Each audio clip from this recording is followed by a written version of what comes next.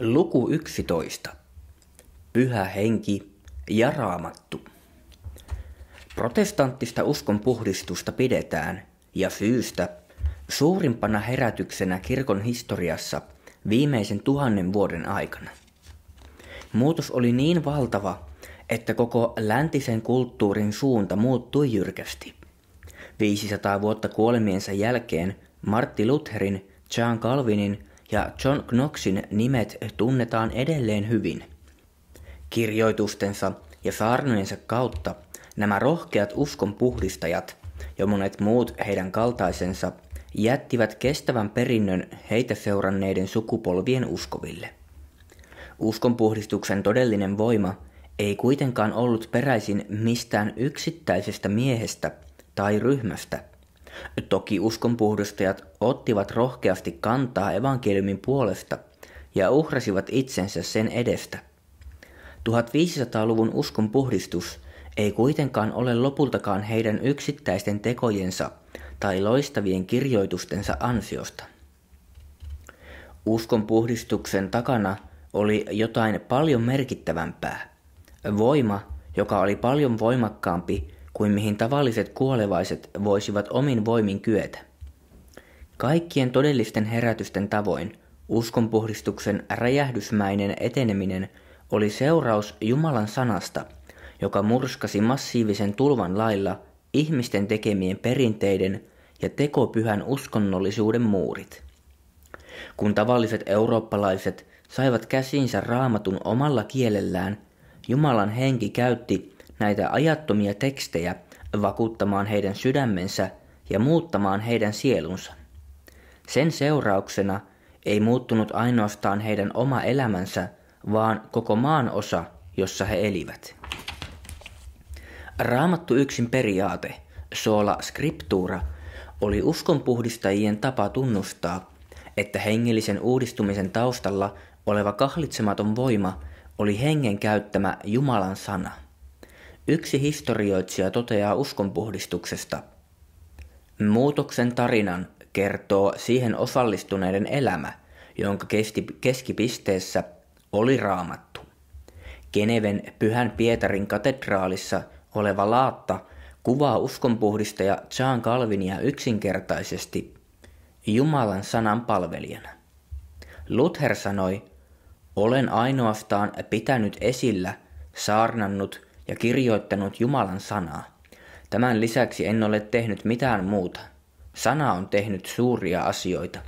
Minä en ole tehnyt mitään. Sana on tehnyt kaiken. Uskonpuhdistajille sola scriptura merkitsi, että raamattu oli ainoa Jumalan ilmoitettu sana. Siksi se oli uskovan ainoa arvovaltainen ohje terveen opin ja elämän suhteen. He ymmärsivät Jumalan sanan olevan voimakkaan, elämää muuttavan ja täysin riittävän opetukseksi, nuhteeksi, ojennukseksi, kasvatukseksi, vanhurskaudessa, että Jumalan ihminen olisi täydellinen, kaikkiin hyviin tekoihin valmistunut. Heitä edeltäneiden kirkkoisien tavoin he pitivät Jumalan sanaa kristillisen uskon ehdottomana perustana. He hyväksyivät kyselemättä kirjoitusten erehtymättömyyden ja historiallisen tarkkuuden ja alistuivat iloiten sen jumalalliselle totuudelle. Uskonpuhdistajat ymmärsivät, että todellinen taistelu ei koskenut politiikkaa, rahaa tai maata, vaikka ne olivatkin osa merkittävää sosiaalista myllerrystä. Taistelu koski raamatun totuutta. Herätyksen liekit syttyivät, kun evankeliumin totuus loisti Pyhän Hengen voimassa. Uskonpuhdistuksesta tuhoon. Synkässä yössä kirkkaan loistavan soidon tavoin uskonpuhdistuksen totuus paloi kirkkaasti roomalaiskatolisen rappion pikimustassa pimeydessä. Vuosisatojen kuluessa uskonpuhdistuksen liekit alkoivat hiljalleen sammua Euroopassa, jopa siinä määrin, että historian suurimman herätyksen synnyinpaikassa sai alkunsa lopulta teologisen liberalismin väärä evankeliumi. 222 vuotta Martti Lutherin kuoleman jälkeen syntyi Friedrich Schleiermacher, toinen vaikutusvaltainen saksalainen teologi. Päinvastoin kuin Luther, hän antoi epäilyksen täyttää sielunsa. Sen seurauksena hän hylkäsi luterilaisen vanhempiensa opettaman evankeliumin totuuden. Schleiermacherin uskon kriisi syöksi hänet epäuskon synkkiin syövereihin, ja upotessaan hän veti muitakin mukaansa. Näin syntyi epäuskon ristiaallokko, joka oli pian haastava raamatullisen uskon perustukset. Lopulta se nielaisi koko teologisen koulutuksen ja upotti kirkkokuntia raamattua koskeviin valeisiin. Schleiermacher törmäsi valistusajan ajattelijoiden hyökkäyksiin raamattua vastaan opiskellessaan Hallen yliopistossa. Epäuskoiset skeptikot kiersivät raamatun historiallisen luotettavuuden, ja maallistuneet filosofit korottivat ihmisen järjen Jumalan ilmoituksen yläpuolelle. Heidän hyökkäyksensä osoittautuivat liian koviksi vaikutusalttiille nuorelle Schleiermacherille. Hänen elämänkertansa kertoo traagisen tarinan. Schleiermacher vihjaa epäsuorasti kirjeessään isälleen, että hänen opettajansa eivät kyenneet käsittelemään laajalle levinneitä epäilyksiä, jotka vaivaavat monia nykypäivän nuoria ihmisiä. Isä ei huomaa hänen vihjettään. Hän kertoo itsekin lukeneensa joitakin skeptisiä kirjoituksia ja vakuuttaa, ettei Schleiermacherin kannata tuhlata aikaansa niihin. 6 kuukauteen hän ei kuule mitään pojastaan. Sitten iskee pommi. Schleiermacher myöntää liikuttavassa 21. päivä tammikuuta 1787 päivätyssä kirjeessä, että epäilykset, joihin hän viittasi, olivat hänen omiaan. Hänen isänsä oli sanonut, että usko on Jumalan valtaoikeus, eli Jumalan kuninkaallinen oikeus. Schleiermacher tunnusti, sanot, että usko on Jumalan valtaoikeus. Voi, rakkahin isä, jos uskot, että ilman tuota uskoa kukaan ei voi saavuttaa pelastusta tulevassa elämässä tai rauhaa tässä, ja sellaisen tiedän uskosi olevan, voi, rukoile, että Jumala antaisi sen minulle, sillä minulta se on nyt kadonnut. En voi uskoa, että hän, joka kutsui itseään ihmisen pojaksi, oli todellinen, iankaikkinen Jumala. En voi uskoa, että hänen kuolemansa oli sijaissovitus. Schleiermacherin sanat kuvastavat surua. Suru osoittautui kuitenkin vain hylkäämisen, ei katumuksen aiheuttamaksi. Juudas Iskariotin tavoin Schleiermacher hylkäsi isiensä uskon. Hän luopui raamatun totuusväittämistä ja hylkäsi evankeliumin, kielsi Kristuksen jumaluuden ja ristillä tapahtuneen sovitustyön. Vaikka Schleiermacher käänsi selkänsä raamatun evankeliumille, hän ei yllättäen halunnut kokonaan luopua uskonnosta. Sen sijaan hän etsi uutta auktoriteettia, jolle voisi perustaa kristinuskonsa.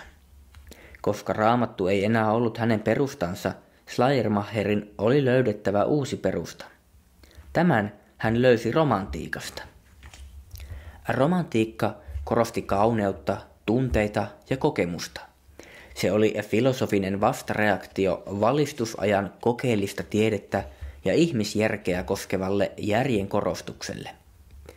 Valistusajan ihmisjärkeen luottaminen ja sen yliluonnollisuuden vastaisuus oli alun perin saanut Schleiermacherin epäilemään kristillistä uskoaan. Pyrkiessään säilyttämään joitakin kristinuskon piirteitä, hän kääntyi romantiikan filosofisiin opinkappaleisiin. Hänen pääteoksensa Über die Religion, Reden an die Gebildeten unter ihren Betrachtern julkaistiin vuonna 1799. Julkaistu suomeksi 1906. Puheita uskonnosta sen sivistyneille halveksijoille. Se muodosti perustan vuosina 1821–1822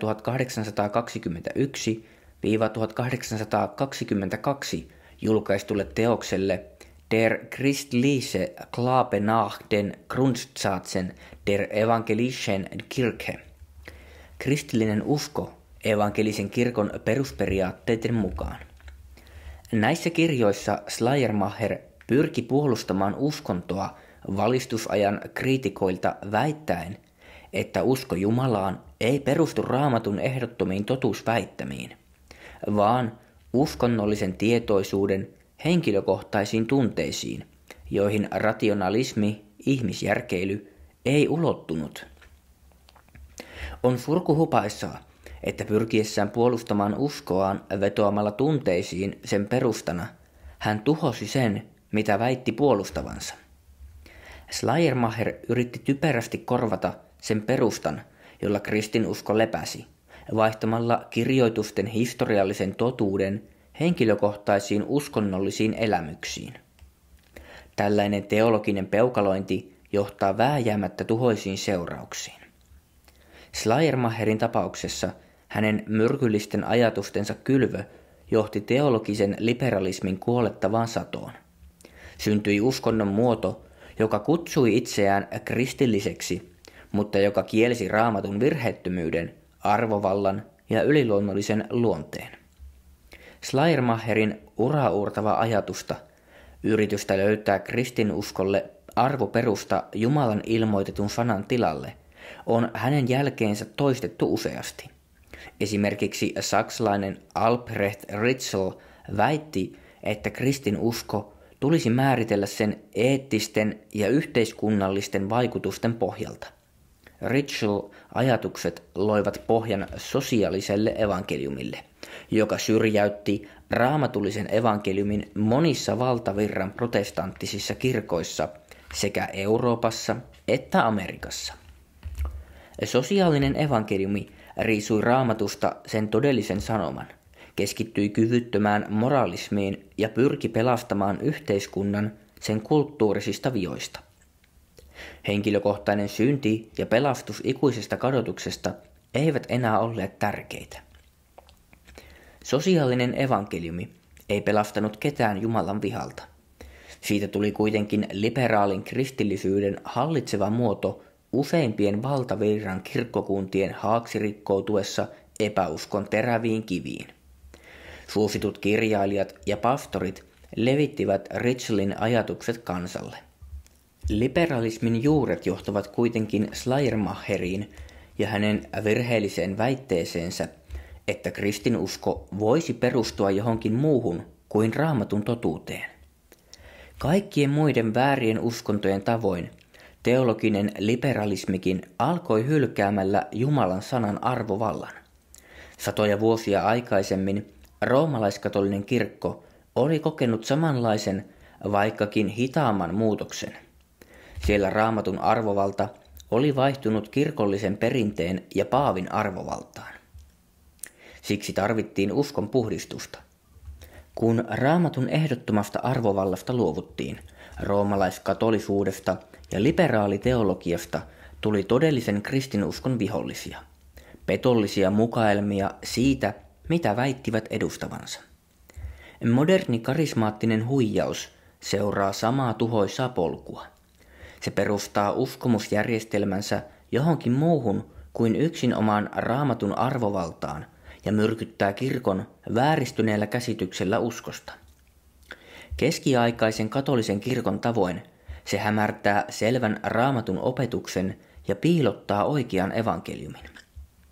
Schleiermacherin tavoin se korottaa henkilökohtaiset tunteet ja kokemukset kaikkein tärkeimmälle paikalle. Kumpikin näistä korruptoituneista järjestelmistä on tuhonnut miljoonien elämän. Sille vetää vertoja vain opillinen hävitys, joka leviää karismaattisen harhan ja hämmennyksen kautta. Vaikka monet karismaatikot puhuvat Raamatun tärkeydestä, he käytännössä kieltävät sekä sen arvovallan että riittävyyden. Karismaatikot etsivät jatkuvaa uutta ilmoitusta taivaasta ja keskittyvät mystisiin kohtaamisiin ja tunteelliseen hurmokseen. Heille Raamattu ei yksinkertaisesti riitä. Karismaattisen tulkinnan piirissä Raamatun ilmoitusta täytyy täydentää henkilökohtaisilla sanoilla Jumalalta, kuvitelluilla vaikutelmilla Pyhältä Hengeltä ja muilla henkilökohtaisilla uskonnollisilla kokemuksilla. Tällainen ajattelu hylkää suoraan Raamatun arvovallan ja riittävyyden. 2 Timoteus luku 3, jakeet 16-17. Se on resepti laajamittaiselle teologiselle katastrofille. Raamatun kirjoittajan kunnioitus. Yksikään liike, joka ei kunnioita Jumalan sanaa, ei voi oikeutetusti väittää kunnioittavansa Jumalaa. Jos aiomme osoittaa kunnioitusta kaikkivaltialle universumin hallitsijalle, meidän on alistuttava sille, mitä hän on puhunut. Kaikki muu merkitsee halveksunnan osoittamista häntä kohtaan ja kapinaa hänen herruuttaan vastaan. Mikään ei ole epäkunnioittavampaa Raamatun kirjoittajaa kohtaan kuin vääristellä hänen ilmoittamaansa totuutta ja olla välittämättä siitä. Jumalan sanan pahoinpitely antaa väärän kuvan hänestä, joka sen kirjoitti. Hänen väitteidensä hylkääminen merkitsee hänen kutsumistaan valehtelijaksi. Raamatun sanoman huomiotta jättäminen merkitsee sen loukkaamista, minkä Pyhä Henki on innoittanut. Raamattu heijastaa kirjoittajansa suuremmoista persoonaa. Se on Jumalan täydellinen ilmoitus. Koska hän on totuuden henki, hänen sanansa on erehtymätön. Koska hän on kuningasten kuningas, hänen sanansa on ehdoton ja kaikkein korkein. Niiden, jotka haluavat kunnioittaa häntä, täytyy totella hänen sanansa. Ne, jotka eivät kunnioita kirjoituksia korkeampana kaikkia muita totuusväitteitä, häpäisevät Jumalaa itseään. Aina joskus joku väittää, että näin korkea käsitys Raamatusta tekee siitä itsestään palvonnan kohteen. Kun väität Raamattua paljon tärkeämmäksi ja äärettömän paljon arvovaltaisemmiksi kuin karismaattisen liikkeen unet ja näyt, voit olla lähes varma, että sinua aletaan kutsua raamattumaanikoksi. Tällainen syytös osoittaa täydellistä väärinymmärrystä Jumalan sanan kunnioittamisen merkityksestä. Emme kunnioita fyysistä kirjaa, vaan Jumalaa, joka ilmoittaa siinä itsensä. Lisäksi 2. Timoteus, luku 3 ja 16 kuvaa Raamattua Jumalan hengityksenä, eli se puhuu hänen arvovallallaan. Ei voi olla mitään varmempaa totuuden lähdettä. Jokainen matalampi käsitys kirjoituksista on vakava loukkaus Jumalaa kohtaan. Hän on itse korottanut sanansa kaikkein korkeammalle paikalle. Daavid teki asian selväksi puhuessaan Jumalalle. Sinun lupauksesi on suuri yli kaiken, mitä sinun nimesi ilmoittaa. Psalmi 138, jae 2. Uskonpuhdistajat alistuivat mielellään Jeesuksen Kristuksen sanalle kirkon ainoana auktoriteettina, koska he tunnistivat hänet kirkon päänä. He tunnustivat Jumalan sanan merkityksen ainoana ja ylimpänä opin ja elämän ohjeena, kuten kaikki todelliset uskovat ovat kautta historian tehneet. Siksi he myös haastoivat jokaisen väärää arvovaltaa edustavan tahon, joka pyrki syrjäyttämään Raamatun sille kuuluvalta paikalta. Tehdessään niin, he paljastivat koko roomalaiskatolisen kirkon turmeltuneen järjestelmän. Tämän päivän uskovia kutsutaan samalla tavalla puolustamaan totuutta kaikkia niitä vastaan, jotka pyrkivät horjuttamaan Raamatun asemaa. Paavalin sanoin, me hajotamme maahan järjen päätelmät ja jokaisen varustuksen, joka nostetaan Jumalan tuntemista vastaan, ja vangitsemme jokaisen ajatuksen kuuliaiseksi Kristukselle. Myös Juudas neuvoo lukijoitaan kilvoittelemaan sen uskon puolesta, joka kerta kaikkiaan on pyhille annettu. Juudas ei puhu epämääräisestä kokoelmasta uskonnollisia oppeja, vaan hän puhuu Raamatun yleispätevistä totuuksista, joista kristillinen usko koostuu. Jakeen loppuosa tekee asian selväksi. Juudas määrittelee uskon selkein ja tarkoin termein sellaisena, joka on kerta kaikkiaan annettu pyhille. Ilmaisu kerta kaikkiaan viittaa johonkin, joka on kerran saatettu loppuun pysyvin seurauksin, eikä tarvitse toistamista. Jumala ilmoitti Pyhän Hengen kautta kristillisen uskon apostoleille ja heidän kumppaneilleen ensimmäisellä vuosisadalla. Heidän opetuksensa yhdessä Vanhan testamentin kirjoitusten kanssa muodostavat Jeesuksen Kristuksen todellisen tuntemisen ja sisältävät kaiken, mitä uskova tarvitsee elämään ja jumalisuuteen. Uuden testamentin kirjoittajat eivät löytäneet kristillisen uskon totuuksia mystisten uskonnollisten kokemusten kautta. Jumala antoi koko ilmoituksensa varmasti ja lopullisessa muodossaan kirjoituksissa. Kaikki ajatusrakennelmat, jotka vetoavat uuteen ilmoitukseen tai uuteen oppiin, täytyy hylätä väärinä.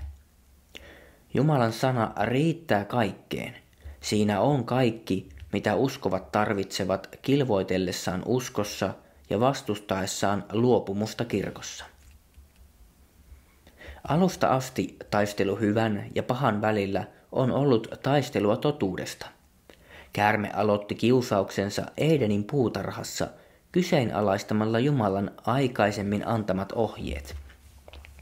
Mutta käärme oli kavalin kaikista kedon eläimistä, jotka Herra Jumala oli tehnyt, ja se sanoi vaimolle, onko Jumala todellakin sanonut, älkää syökö kaikista paratiisin puista. Niin käärme sanoi vaimolle, ette suinkaan kuole, vaan Jumala tietää, että sinä päivänä, jona te siitä syötte, aukenevat teidän silmänne ja te tulette niin kuin Jumala tietämään hyvän ja pahan. Siitä alkaen saatanan taktiikkana on ollut herättää epäilys Jumalan selvää ilmoitusta kohtaan. Kysymys on ikuisuudesta. Siksi ei ole ihme, että Raamattu varaa jyrkimmät mahdolliset tuomiosanat niille, jotka panevat valeensa Jumalan suuhun ja vaihtavat hänen sanansa vaaralliseen kokemukseen, joka osoittautuu surkeaksi vertailussa totuuteen. Käärme kirottiin Edenin puutarhassa, ja saatanalle kerrottiin hänen väistämätön tuhonsa.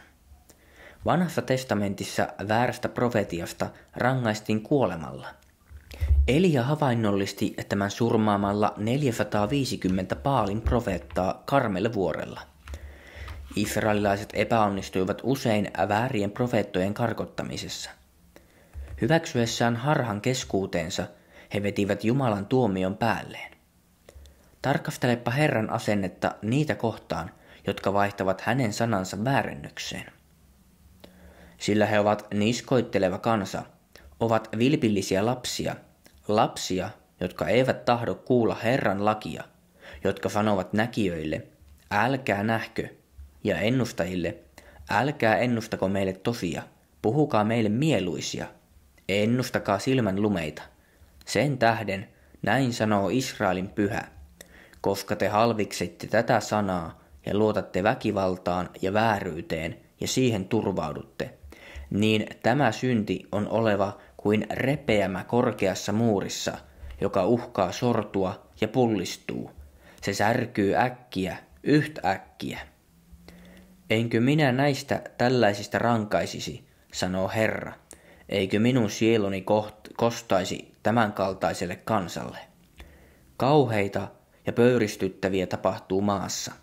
Profeetat ennustavat valhetta ja papit hallitsevat yksissä neuvoin heidän kanssaan, ja sitä minun kansani rakastaa. Mutta Herra sanoi minulle, valhetta ennustavat profeetat minun nimessäni. Minä en ole lähettänyt heitä, en käskenyt heitä, enkä puhunut heille. Valhen näkyjä, turhia ennustuksia ja oman sydämensä petosta he ennustavat teille. Sen tähden näin sanoo Herra profeetoista, jotka ennustavat minun nimessäni, vaikka minä en ole heitä lähettänyt, ja jotka sanovat, että miekka ja nälkä ei tule tähän maahan. Miekkaan ja nälkään hukkuvat nämä profeetat.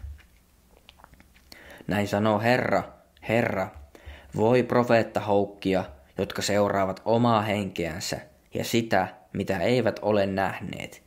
Mitä he ovat nähneet, on petosta, ja heidän ennustelunsa on valhetta, kun he sanovat, näin sanoo Herra, vaikka Herra ei ole heitä lähettänyt, ja he muka odottavat, että hän toteuttaisi heidän sanansa. Ettekö ole petollisia näkyjä nähneet ja valheennusteluja puhuneet, kun olette sanoneet, näin sanoo Herra, vaikka minä en ole puhunut. Sen tähden, näin sanoo Herra, Herra, koska te olette puhuneet petosta ja nähneet valhennäkyjä, niin sen tähden, katso, minä käyn teidän kimppuunne, sanoo Herra, Herra. Minun käteni on profeettoja vastaan, jotka petosnäkyjä näkevät ja valhetta ennustelevat. Ei pidä heidän oleman minun kansani yhteydessä. Ei heitä kirjoiteta Israelin heimon kirjaan, eivätkä he tule Israelin maahan, ja te tulette tietämään, että minä olen Herra, Herra. Näiden kohtien merkitys on ilmeinen. Jumala vihaa niitä, jotka vääristävät hänen sanansa tai puhuvat valheita hänen nimissään. Uudessa testamentissa suhtaudutaan vääriin profeettoihin yhtä ankarasti. Jumala ei siedä niitä, jotka väärentävät tai vääristelevät hänen ilmoitustaan. Hän ottaa tällaisen hyvin henkilökohtaisesti. Hänen kostonsa on nopea ja tappava. Jumalan sanan tuhoaminen, lisäämällä siihen, poistamalla siitä tai sekoittamalla siihen harhaa, herättää Jumalan vihan. Jumalan sanan vähäinenkin vääristely on hyökkäys kolmiyhteistä Jumalaa vastaan ja erityisesti Jumalan henkeä vastaan, koska hengellä on läheinen suhde kirjoituksiin. Martti Luther ilmaisi asian näin. Jos joskus kuulet jonkun kerskuvan saaneensa jotain pyhän hengen inspiroimana ja sillä ei ole mitään perustetta Jumalan sanassa, mitä tahansa, sano hänelle, että kyse on paholaisen työstä. Ja toisaalla se, mikä ei ole saanut alkuaan kirjoituksista, on varmasti itseltään paholaiselta. Tämän pyhän hengen todellista toimintaa käsittelevän luvun lopuksi käsittelemme 3 eri puolta hänen toiminnassaan Raamatussa ja Raamatun kautta: innoitusta, valaisemista ja mahdollistamista. Pyhä henki innoitti Raamatun. Pyhän hengen tehtävä kolminaisuuden persoonana on toimia voiman ja yhteydenpidon välikappaleena. Hän on kirjoitusten taivaallinen kirjoittaja, jonka kautta Jumala ilmoitti totuutensa. Vaikka henki toimikin usein ihmisten kautta, sanoma oli täysin hänen. Se on täydellinen ja puhdas Jumalan sana. Prosessia, jolla pyhä henki välitti pyhän totuuden ihmisten kautta, kutsutaan inspiraatioksi tai innoittamiseksi. Apostoli Pietari kuvaa tätä prosessia. Yksikään Raamatun profeetia ei ole kenenkään omin neuvoin selitettävissä, sillä ei koskaan ole mitään profetiaa tuotu esiin ihmisen tahdosta, vaan pyhän hengen johtamina ihmiset ovat puhuneet sen, minkä saivat Jumalalta. Pietari korostaa, että Raamattu ei ole erehtyväinen kokoelma inhimillisiä oivalluksia. Se muodostuu itsensä Jumalan täydellisestä ilmoituksesta, kun pyhä henki välitti jumalisten ihmisten kautta pyhän totuuden. Sana selitettävissä on kreikan kielessä epilus ja tarkoittaa jotain, joka vapautetaan tai lähetetään esiin. Tarkoittaa, ettei yksikään Raamatun profetia tullut esille tai ollut alkuisin ihmisten omista pohdinnoista. Ne eivät syntyneet ihmisen aloitteesta tai tahdosta, vaan hengen yliluonnollisesta työstä Jumalan pyhien miesten välityksellä. Pyhä henki johdatti näitä miehiä. Hän valvoi heidän sanojaan ja käytti heitä kirjoittamaan Raamatun. Jumalan henki ohjasi inhimillisiä kirjoittajia viestittämään täsmälleen sen, mitä hän tahtoi, aivan kuin tuuli kuljettaa purjeveneen lopulliseen päämääränsä. Tässä prosessissa henki täytti heidän mielensä, sielunsa ja sydämensä Jumalan totuudella ja yhdisti sen täysivaltaisesti ja yliluonnollisesti heidän omaleimaiseen tyyliinsä, sanastoonsa ja kokemuksiinsa. Tulos oli täydellinen ja erehtymätön. Hebrealaiskirjeessä meille annetaan lisää ymmärrystä siitä, miten Jumala ilmoitti totuutensa sekä vanhassa että uudessa testamentissa. Sitten kuin Jumala muinoin monesti ja monella tapaa oli puhunut isille profeettain kautta, on hän näinä viimeisinä päivinä puhunut meille pojan kautta, jonka hän on pannut kaiken perilliseksi, jonka kautta hän myös on maailman luonut. Jae 1 kertoo, että vanhan testamentin ilmoitus välitettiin profeettojen kautta heidän puhuessaan sitä, mitä Jumala oli käskinyt. Jae 2 selittää, että Uuden testamentin ilmoitus tuli Herran Jeesuksen Kristuksen ja hänen apostoliensa kautta, jotka hän valtuutti välittämään pyhän totuuden kirkolle.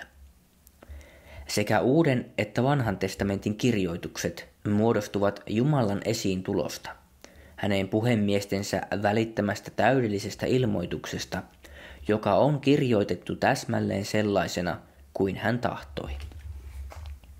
Tässä kaikessa Pyhä Henki oli läheisesti mukana. Pietarin mukaan Pyhä Henki toimi erityisesti Vanhan testamentin profeettojen välityksellä. Henki myös valvoi Vanhan testamentin kirjoittajia kirjoittamistyössä. Jeesus vakuutti yläsalissa opetuslapsilleen, että hän lähettäisi Pyhän Hengen muistuttamaan heitä kaikesta, mitä hän oli sanonut heille. Tämä lupaus toteutui evankeliumia kirjoittaessa. Hän lupasi heille myös, että Henki antaisi heille lisää ilmoitusta. Tämä Pyhän Hengen kautta apostoleille annettu lisäilmoitus on Uuden testamentin kirjeissä. Tällä tavoin jokainen kirjoitusten osa Vanhasta testamentista Uuteen koostuu Hengen innoittamasta Jumalan sanasta. Paavali kirjoitti Timoteukselle: jokainen kirjoitus, joka on syntynyt Jumalan Hengen vaikutuksesta, on myös hyödyllinen opetukseksi, nuhteeksi, ojennukseksi, kasvatukseksi vanhurskaudessa, että Jumalan ihminen olisi täydellinen, kaikkiin hyviin tekoihin valmistunut. Ilmaisu Jumalan Hengen vaikutuksesta tarkoittaa kirjaimellisesti Jumalan hengittämä ja sisältää epäilemättä viittauksen Pyhään Henkeen, kaikkivaltiaan, kaikkivoipaan henkäykseen. Paavali korosti tässä kohdassa kaikkia niitä hyötyjä, joita uskovat saavat Jumalan henkäisemistä kirjoituksista. Kaikki se, mitä tarvitsemme elämään ja jumalisuuteen, on ilmoitettu meille sanassa. Sen avulla uskovat voivat olla täydellisiä ja täydellisesti varustettuja kunnioittamaan kaikessa Herraansa. Raamattu on yliluonnollinen kirja, joka antaa yliluonnollisia etuja. Pyhä Henki on antanut sen meille lahjaksi. Hän ilmoitti meille totuutensa jumalisten miesten välityksellä. Hän inspiroi heitä puhumaan ja kirjoittamaan virheetöntä ja johdonmukaista Jumalan sanaa. Henki on kuitenkin tehnyt enemmänkin kuin vain antanut meille Raamatun. Hän auttaa meitä myös ymmärtämään sitä ja soveltamaan sen totuuksia. Tämä johtaakin meidät toiseen tapaan, jolla Henki toimii kirjoitusten kautta. Pyhä Henki valaisee kirjoituksia. Jumalan ilmoitus ei olisi meille miksikään hyödyksi, ellemme kykenisi ymmärtämään sitä. Siksi Pyhä Henki valaisee uskovien mielet, jotta he ymmärtäisivät kirjoitusten totuuksia ja alistuisivat niiden opetuksille. Apostoli Paavali selitti Pyhän Hengen valaisevaa työtä korintolaisille. Mutta luonnollinen ihminen ei ota vastaan sitä, mikä Jumalan Hengen on, sillä se on hänelle hullutus, eikä hän voi sitä ymmärtää, koska se on tutkisteltava hengellisesti. Hengellinen ihminen sitä vastoin tutkiskelee kaiken, mutta häntä itseään ei kukaan kykene tutkiskelemaan. Sillä kuka on tullut tuntemaan Herran mielen niin, että voisi neuvoa häntä, mutta meillä on Kristuksen mieli. Pyhä Henki valaisee sanaa ja auttaa näin uskovia ymmärtämään Jumalan totuutta. Hengellisiä todellisuuksia, joita kääntymättömät eivät kykene ymmärtämään. On siis mahdollista tuntea Raamattua ja silti olla ymmärtämättä sitä. Jeesuksen ajan uskonnolliset johtajat olivat Vanhan testamentin tuntijoita, mutta ymmärsivät täysin väärin kirjoitusten merkityksen. Kristus huomautti Nikodeemukselle paljastettuaan hänen ymmärtämättömyytensä evankeliumin keskeisistä opeista. Sinä olet Israelin opettaja, etkä tätä tiedä. Ilman pyhää henkeä epäuskoiset toimivat luonnollisen ihmisen alueella. Heille Jumalan viisaus on hulluutta. Variseukset ja saddukeukset kieltäytyivät uskomasta jopa senkin jälkeen, kun Jeesus oli noussut kuolleista. Stefanus haastoi heidät näillä sanoilla. Te niskurit ja ympärileikkaamattomat, sydämeltä ja korvilta, aina te vastustatte pyhää henkeä. Niin kuin teidän isänne, niin tekin. Totuus on, ettei yksikään syntinen voi uskoa ja ymmärtää kirjoituksia ilman, että pyhä henki tekee hänet siihen kykeneväksi. Martti Luther huomioi, hengellisissä ja jumalisissa asioissa, jotka koskevat sielun pelastusta, ihminen on kuin suolapatsas, kuin Lootin vaimo, kuin tukki ja kivi, kuin eloton patsas, joka ei käytä sen paremmin silmiä kuin suutakaan tai aisteja ja sydäntä. Kaikki opetus ja saarnaaminen menee hukkaan hänen kohdallaan, kunnes pyhä henki hänet valaisee, käännyttää ja synnyttää uudesti. Syntinen hylkää evankeliumin totuuden siihen asti, kunnes pyhä henki valaisee hänen sydämensä. Jokainen voi opetella asioita ulkoa, kuunnella saarnoja ja ymmärtää jonkin verran älyllisesti Raamatun oppien perusteita. Ilman pyhää henkeä Jumalan sana ei koskaan tunkeudu hänen syntiseen sieluunsa. Pyhä henki on tehnyt uskovat eläviksi ja asuu nyt heissä. Kristityissä asuu siis totuuden opettaja, joka valaisee heitä ymmärtämään sanaa, tuntemaan ja alistumaan kirjoitusten totuudelle. Pyhän hengen innoitus annettiin vain Raamatun kirjoittajille, ja nyt hänen valaiseva työnsä koskee kaikkia uskovia. Inspiraatio on antanut meille kirjoitusten sivuilla kerrotun sanoman. Valaisu avaa tuon sanoman sydämille ja auttaa meitä ymmärtämään sen merkityksen, kun luotamme siihen, että Jumalan henki paistaa totuuden valolla kirkkaasti mieliimme. Charles Spurgeon selitti, jos et ymmärrä kuolleen kirjailijan kirjaa, et voi enää kysyä häneltä sen merkitystä. Pyhä henki inspiroi pyhät kirjoitukset, elää ikuisesti ja avaa mielellään sanan niille, jotka pyytävät hänen neuvoaan. Pyhän hengen suuremmoiseen työhön kuuluu hänen omiensa ymmärryksen avaaminen ymmärtämään kirjoituksia, niin että voimme tuntea ja totella hänen sanansa. Oppi valaisusta ei luonnollisestikaan tarkoita, että uskovat voivat avata kaikki teologiset salaisuudet, tai etteivät he tarvitsisi opettajia. Se ei myöskään tarkoita, ettei heidän tarvitsisi olla kurinalaisia tai työskennellä Raamattua tutkien. Voimme kuitenkin tutkia Jumalan sanaa innolla ja iloita siitä, tietäen, että kun tutkimme kirjoituksia ahkerasti rukoillen, pyhä henki valaisee sydämemme käsittämään, omaksumaan ja soveltamaan oppimiamme totuuksia. Pyhä henki on antanut meille Jumalan sanan inspiraation eli innoituksen kautta. Valaisevan työnsä kautta hän on avannut silmämme ymmärtämään Raamatun totuuksia ja olemaan niille kuuliaisia, eikä hän lopeta vielä tähänkään. Kirjoitusten takana on pyhän hengen voima. Pyhän hengen sanalleen antama voima on täydellisessä sopusoinnussa hengen valaisutyön kanssa. Sana tuomitsee epäuskoisten ja pyhittää lunastettujen sydämet. 2 edellisessä kappaleessa tarkastelimme pyhän hengen työtä pelastuksessa ja pyhityksessä. Hänen työkalunsa on sana, jota hän käyttää kummassakin tarkoituksessa. Pyhä henki antaa voiman evankeliumin julistamiseen. Hän käyttää sanan saarnaa syntisen sydämen avaamiseen ja tuomitsemiseen. Paavali kirjoitti tessalonikalaisille, meidän evankeliumimme tuli teidän tykönne, ei ainoastaan sanana, vaan myös voimana ja pyhässä hengessä ja suurella varmuudella. Korinton seurakunnan uskoville hän selittää, minun puheeni ja saarnani ei ollut kiehtovia viisauden sanoja, vaan hengen ja voiman osoittamista, ettei teidän uskonne perustuisi ihmisten viisauteen, vaan Jumalan voimaan.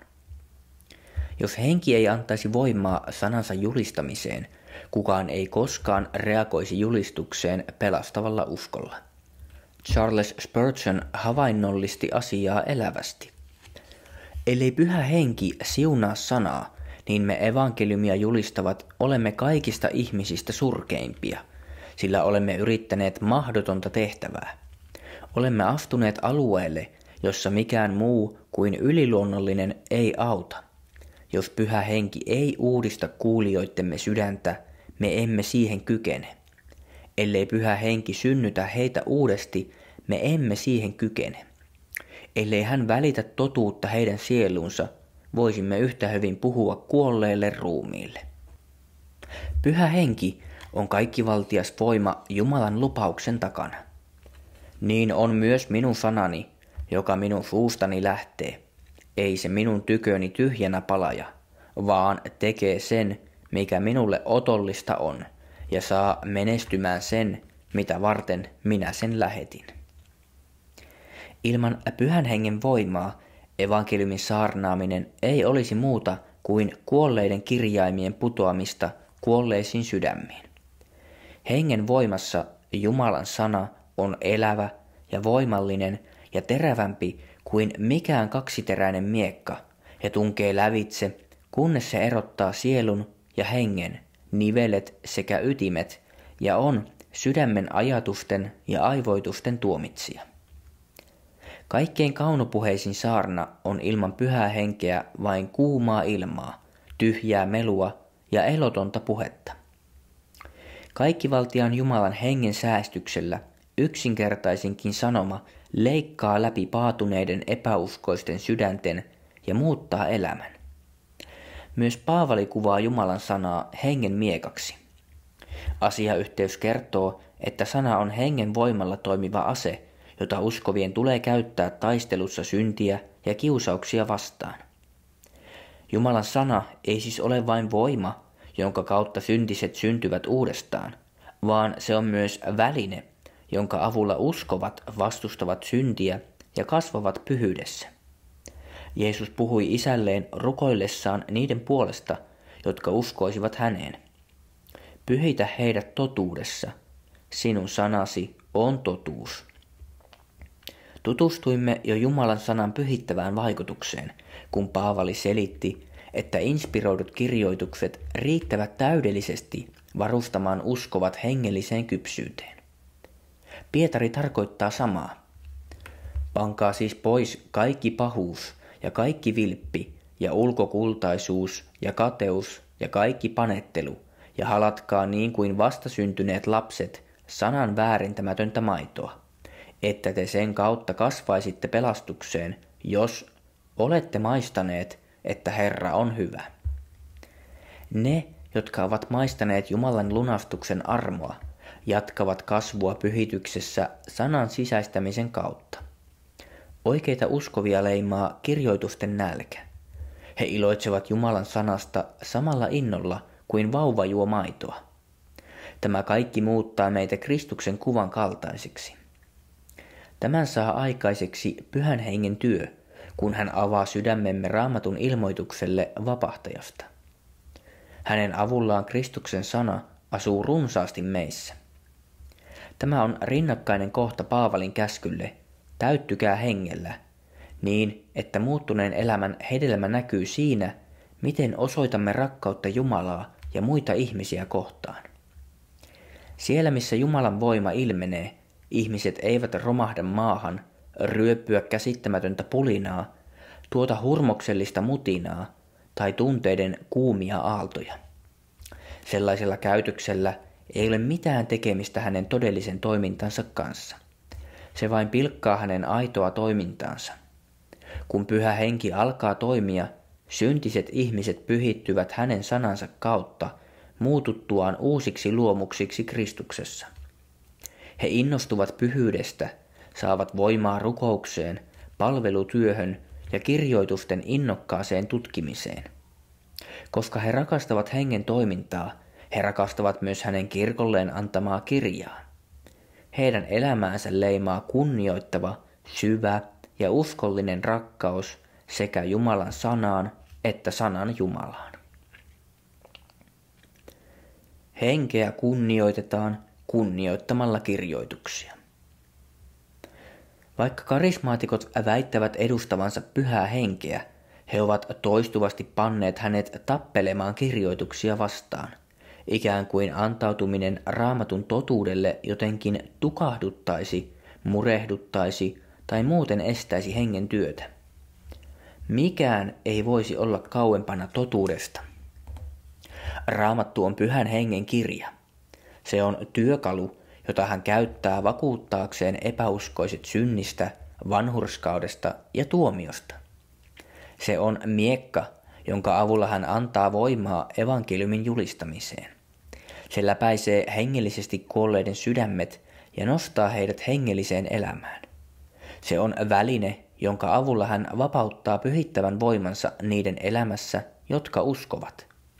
Näin he kasvavat armossa Raamatun väärentämättömän maidon ohjeiden mukaan. Raamatun hyljeksiminen merkitsee hengen torjumista. Jumalan sanan laiminlyönti, vääristely ja tottelematta jättäminen häpäisee häntä, joka inspiroi, valaisee ja antaa sanalle voimaa. Raamatun totuuden koko sydäminen omistaminen ja sille antautuminen merkitsee pyhän hengen täydellisestä toiminnasta nauttimista. Se on olemista täynnä hänen pyhittävää voimaansa, elämistä hänen johdossaan ja pukeutumista hänen sota-asuunsa taistelussa syntiä ja harhaoppea vastaan. Charles Spurgeon selitti tätä näin seurakunnalleen. Meillä on sitä varmempi todistus, totuuden kallio, jolla levätä, sillä erehtymätön perustamme on, kirjoitettu on, Raamattu, koko Raamattu, eikä mikään muu kuin Raamattu. Sanotaan, että sitä on vaikea ymmärtää, mutta ei niiden, jotka etsivät pyhän hengen opastusta. Armon lapsi, pyhän hengen opettamana, voi tietää Herran mielen pelastuksen suhteen ja löytää tiensä taivaaseen pelkän sanan opastamana. Kysymys ei ole siitä, onko se syvällistä vai yksinkertaista. Se on Jumalan sana ja puhdas ja erehtymätön totuus. Siinä on erehtymättömyys, ei missään muualla. Tämä suuremmoinen erehtymätön kirja on ainoa, johon vedota oikeudessa. Hengen miekka edessä olevissa taisteluissa. Pyhä henki on sanassa, ja se on siksi elävä totuus. Oi kristityt, olkaa varmoja tästä, ja sen vuoksi tehkää sanasta valittu aseenne taistelussa. Raamattu on elävä kirja, koska Jumalan elävä henki antaa sille voiman. Sana tuomitsee meidät, opastaa meitä, varustaa meidät, vahvistaa meitä, suojelee meitä ja auttaa meitä kasvamaan. Tai vielä tarkemmin, Pyhä Henki tekee kaikki nuo asiat, kun hän avaa kirjoitusten totuudet sydämissämme.